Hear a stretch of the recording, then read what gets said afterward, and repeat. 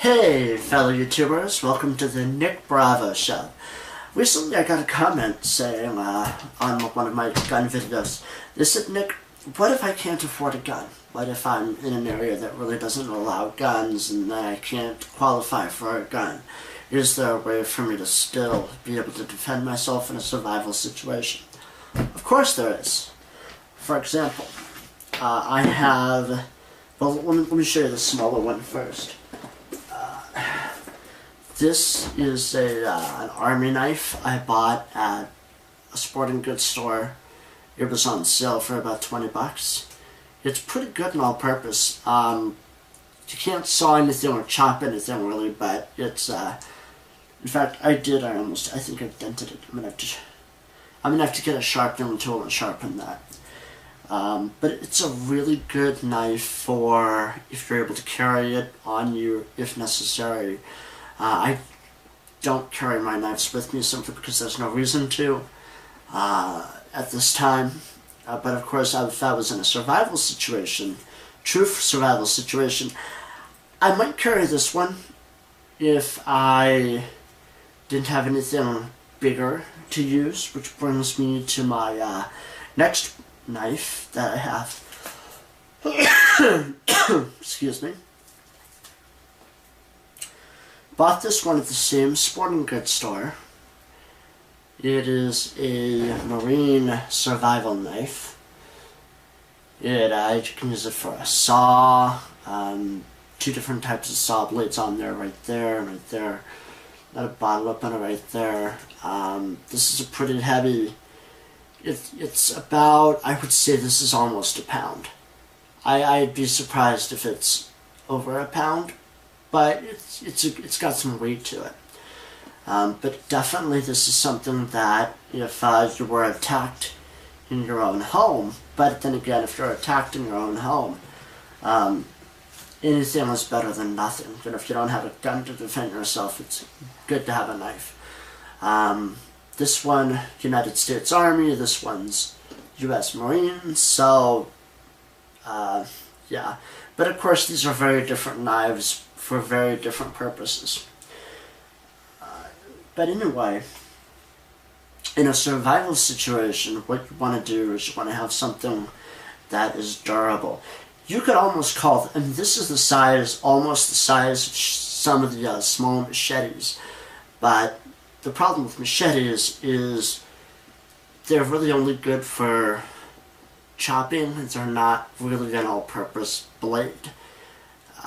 You're not going to be able to saw through something, whereas this, I haven't tried it out yet, but I'm pretty sure you could saw through some rope if you needed to.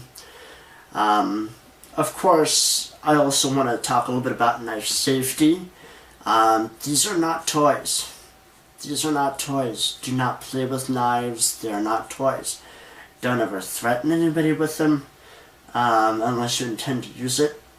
Because just threatening somebody, you could get yourself in hot water for, at the very least, attempted assault or some such. So, the only way I would use this on somebody is if they broke into my home and they would not leave. But I think somebody saw this, and they were asked to leave. I think they'd leave, regardless of how big and bad they thought they were. Because this is a pretty nasty looking weapon right here. So yeah, I mean, there's a lot of ways you can defend yourself. Of course, I have mace with me. I have my shotgun that I purchased recently because Vice President Joe Biden told me via Philip DeFranco's video that I should buy a shotgun.